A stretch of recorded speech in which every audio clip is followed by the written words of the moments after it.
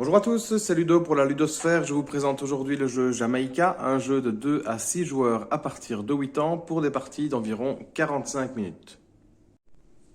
Qu'allons-nous trouver dans la boîte de jeu? Nous trouvons d'abord un jeton premier joueur que je n'utiliserai pas parce que je fais ici une partie à 2 joueurs, mais à partir de 3. À la fin de chaque tour, le jeton va passer de joueur en joueur. Résultat, vous jouerez chacun à votre tour, premier joueur. Nous trouvons également une cale représentant notre bateau, avec dedans 5 cales libres, un deck de cartes à notre couleur de pion bateau qui se trouve sur la petite carte. Nous trouvons des jetons trésors que nous allons disséminer un petit peu partout sur les marqueurs B de pirates. Trouvons 2 dés actions, un dé pour les batailles navales, une pioche pour les cartes trésors en rapport avec les petits cartons ici, et 3 petits tas de jetons, un tas pour les jetons nourriture, pour les jetons or et pour les jetons canon. Nous démarrons tous la partie avec 3 d'or que nous mettons dans une de nos cales et 3 de nourriture que nous mettons dans une autre. Je vais faire pareil pour le joueur qui m'accompagne.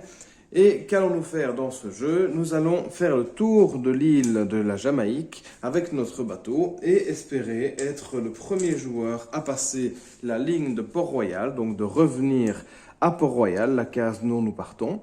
Le premier joueur qui passe cette ligne-là déclenche la fin de partie. Donc nous terminons le tour en cours et nous calculons les points de victoire. Les points de victoire, c'est autant de jetons or dans votre cale, donc un jeton or égale 1 point de victoire, plus le nombre de points de victoire écrits sur la case lorsque vous arrêtez votre mouvement pour la fin de partie. Donc ici, celui qui ira à Port-Royal aura 15 points de victoire. Et si par exemple le deuxième joueur a fini son tour sur cette case-là, il aura donc 8 points de victoire en plus que son or. Comment jouons-nous à Jamaïca? C'est très simple. Au début du jeu, vous allez piocher 3 cartes qui, entre parenthèses, sont vraiment magnifiques. Pour ceux qui aiment bien les belles illustrations, vous avez ici chaque fois des petites bandes dessinées en réalité. Voilà, des petites scénettes. Et dans la règle du jeu, il est même mis que si vous voulez additionner, enfin mettre l'une après l'autre certaines de vos cartes, vous allez avoir comme ça une petite bande dessinée qui va apparaître sous vos yeux. Donc les illustrations sont vraiment réussies dans ce jeu. Si vous voulez lire, vous avez les biographies des différents pirates, ça aussi, je trouvais ça pas mal, pour pouvoir choisir votre personnage en fonction de celui qui vous plaît le plus. Donc je reviens à mes moutons, je vais piocher mes 3 cartes et je vais regarder leurs actions. À gauche, j'ai les actions du matin et à droite, j'ai les actions de l'après-midi. Cela correspond en réalité aux dés que j'ai ici. Par exemple, le petit soleil, c'est le matin, la petite lune, c'est l'après-midi. Je vais donc lancer mes dés en début de tour et je vais devoir attribuer un dé le matin et un dé l'après-midi. Ça veut simplement dire qu'il y a 2 actions à faire par tour et qu'elles sont d'ordre chronologique. Vous ne pouvez pas faire celle que vous voulez en premier. Vous devez choisir. Ok, je vais mettre ça le matin, ce qui va faire ma première action. Et celle-là, je vais le mettre l'après-midi, ce qui va représenter ma deuxième action. Le petit principe du jeu, c'est que autour de la table, les joueurs ne vont pas lancer les dés à chaque début de tour. C'est-à-dire que moi, durant tout ce tour-ci, jusqu'à temps que ça revienne à moi, je vais lancer les dés et tout le monde va jouer avec les mêmes dés à la même place tout le long du tour. Une fois que le tour est fini, le premier joueur change de joueur et il lance les dés à son tour qui seront valables pour tout son tour en cours. Donc voilà, c'est assez important de bien choisir les dés. Et dans vos cartes, quand vous mettrez par exemple le 6 le matin et le 3 l'après-midi, ce sera en fonction des choix que vous aurez ici. Donc vous avez le droit de choisir une des 3 cartes et de la jouer. Donc par exemple ici c'est avancer, là c'est prendre des jetons nourriture, là c'est prendre des jetons canon et prendre des jetons or, et enfin prendre des jetons or et avancer. Donc vous avez un petit peu toutes les combinaisons, vous avez encore une sacrée réserve dans votre deck. Et donc, vous regardez un petit peu ce qui vous intéresse. Vous placez les dés à votre guise, le matin, l'après-midi, et vous faites simplement vos actions de manière chronologique. Donc ici, par exemple, j'ai choisi cette carte-là. Je vais d'abord prendre 6 jetons or, parce que le D6 est le matin, et je finirai par avancer de 3, parce que mon D3, je l'ai mis après-midi. Alors, parlons avant tout de l'action collecter des ressources. Donc, collecter des ressources, vous pouvez le faire avec les cartes ici. Donc, par exemple, chaque fois que vous avez un symbole jeton nourriture, un symbole jeton canon ou un symbole jeton or, vous allez prendre autant de jetons que le dé indique et vous allez les mettre dans votre cale. Attention, petite règle très importante, vous ne pouvez pas additionner les ressources qui sont déjà dans votre cale. Donc, si par exemple, ma carte me donne droit à 4 nourritures, je ne peux pas les stocker avec les 3 nourritures que j'ai déjà, je dois absolument les mettre dans une cale vide, peu importe que la ressource est la même. L'or, c'est pareil, je dois les mettre dans une cale vide. Les canons, même combat. Donc, imaginons que mes cales soient pleines. Voilà, j'ai rempli toutes mes cales durant certains tours. Et durant ce tour-ci, je dois encore prendre de l'or. Je dois prendre 3 or. Vu que je ne peux pas additionner les ressources, quelles qu'elles soient, je vais devoir mettre à l'eau, je vais devoir défausser une ressource pour libérer une de mes cales et mettre une ressource dedans. La ressource que j'aurais jetée à l'eau, je vais la remettre dans le pot général des ressources. Voyons ensuite l'action avancée.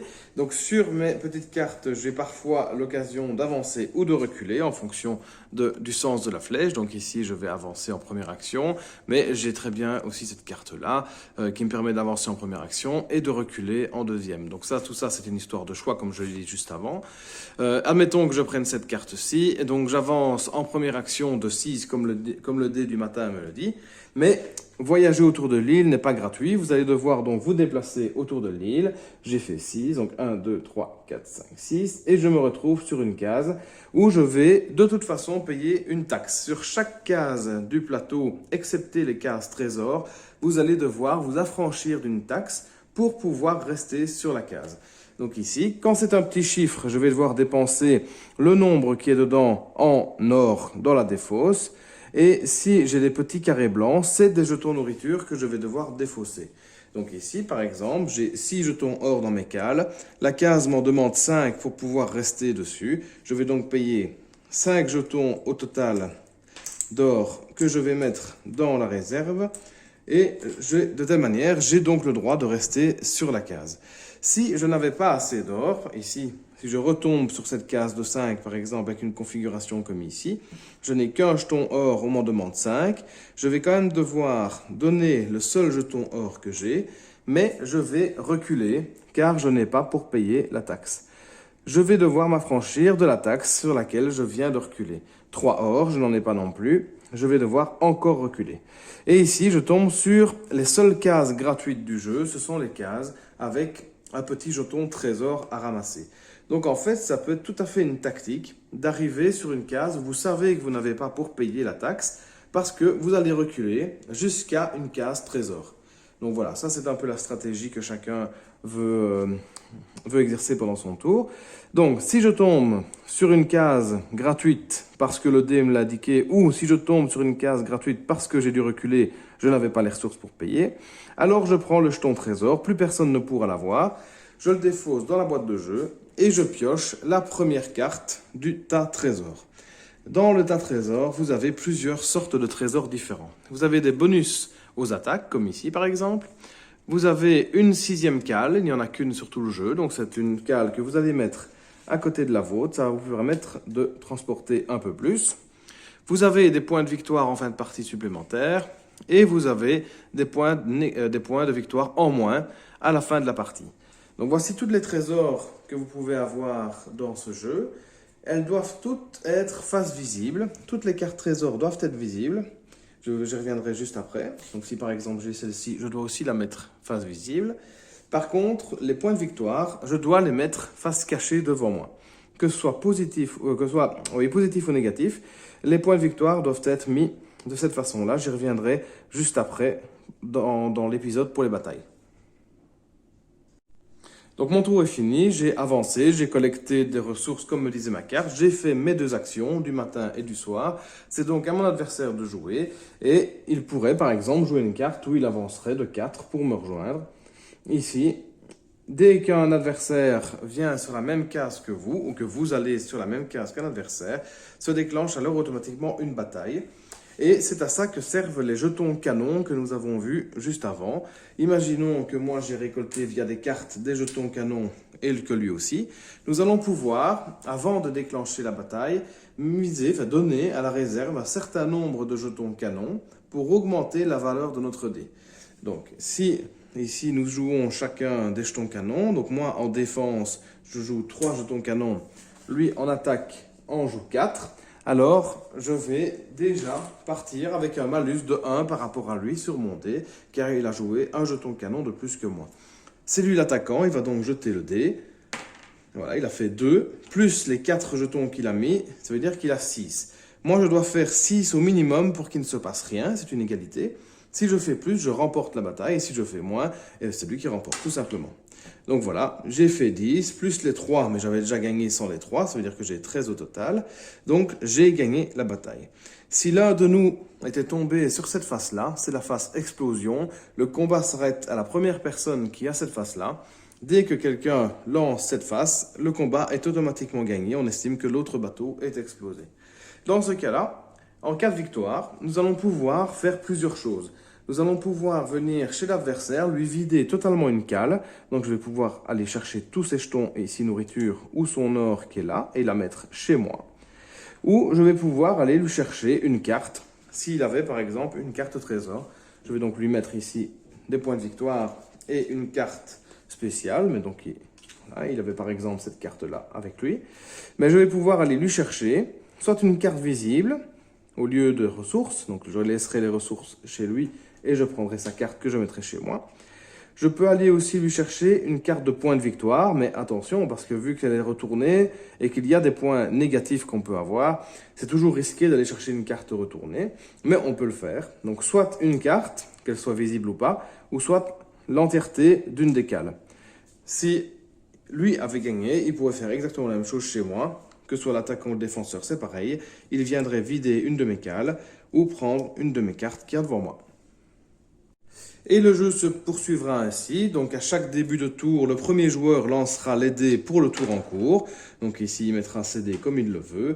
En fonction des cartes que nous avions vues déjà auparavant, il va avancer, reculer, prendre des jetons, etc. Faire son tour. S'il tombe sur la même case que moi, nous allons l'ouvrir à une bataille. Et nous allons payer les taxes sur toutes les cases que nous rencontrons. Si nous ne savons pas payer les taxes, nous devons reculer, payer la taxe à nouveau, etc., jusqu'à tomber sur une case gratuite ou sur une case où nous savons payer la taxe. Le jeu donc se poursuit et le premier joueur qui arrive sur la case Port-Royal signe la fin du jeu, on termine le tour en cours et si l'autre personne, par exemple moi je termine ici à Port-Royal et mon concurrent termine ici, il termine avant la ligne rouge et là il perd donc 5 points de victoire sur son total à la fin du jeu.